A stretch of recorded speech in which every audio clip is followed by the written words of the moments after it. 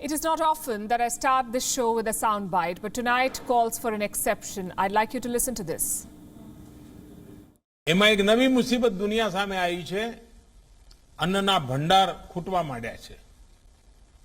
કાલે હું અમેરિકાના રાષ્ટ્રપતિ જોડે ચર્ચા કરતો હતો તો એમણે પણ કહ્યું કે મોટું ધર્મે એમને કહ્યું તમે અમને WTO જો પરવાનગી આપે થોડી રાહત કરી દે કે ભાઈ ભારતમાં જે ભંડાર પડ્યા છે તમે બહાર મોકલી શકો છો તો અમે કાલે મોકલવા તૈયાર છીએ. It is the 13th of April 2022. Our world is fighting a war, a food crisis and a pandemic, and India is the only country that is offering solutions on all fronts. Today, India offered to put food on the world's plate. Egypt has confirmed that it is considering importing wheat from India. You see, India produces more than 107 million tons of wheat.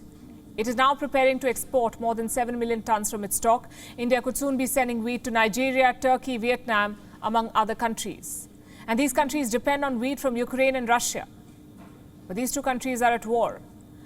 So India has stepped in to put food on their plate. On the plate of people who are thousands of miles away from New Delhi, people India gains nothing by appeasing. So here's a quick question. What makes a great leader?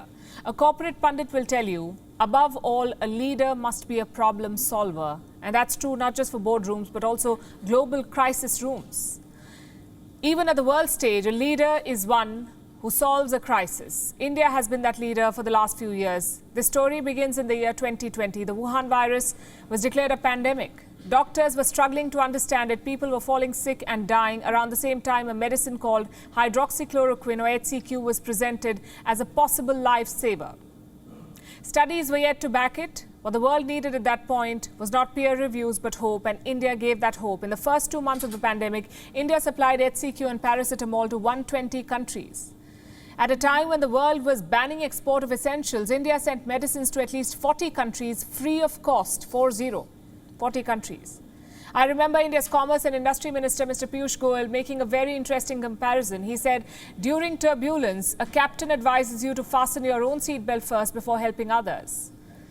But when our world was hit by turbulence, India also tied the seatbelts of more than 3 to 4 billion people across the globe. So that was 2020.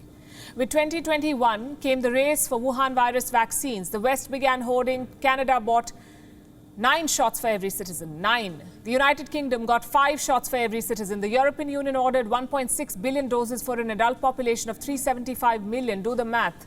By March 2021, America, the wannabe flag bearer of equality, had bought vaccines for 3 times its adult population. So the rich countries were hoarding life-saving jabs. The poor and developing countries had little or nothing. Once again, India stepped in with its Vaccine Maitri program. India sent vaccines to 98 countries, from Bhutan to the Seychelles, Myanmar and Morocco, to Barbados, Dominica, St. Kitts and Nevis, Suriname, Congo, Nigeria, the likes that the West never bothered to look at or help.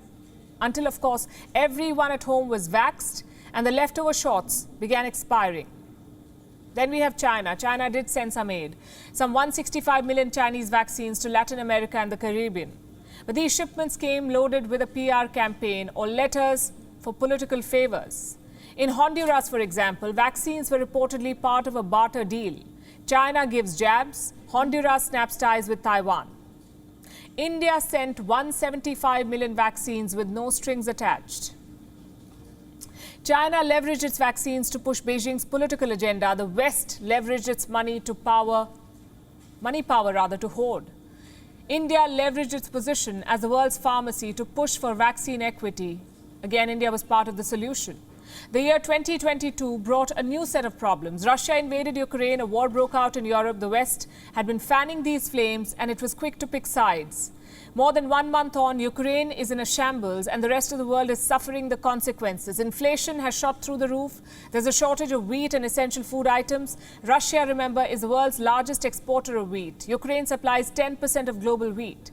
With these two countries at war, what happens to kitchens around the world? Once again, India has stepped in to help. India has offered to meet the extra demand for food supplies, be it from South Asia, Europe, West Asia, Southeast Asia or North Africa.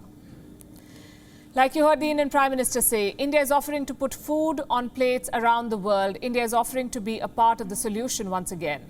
What has the US offered so far in this war? Weapons. What does China offer during times of crisis? Debt.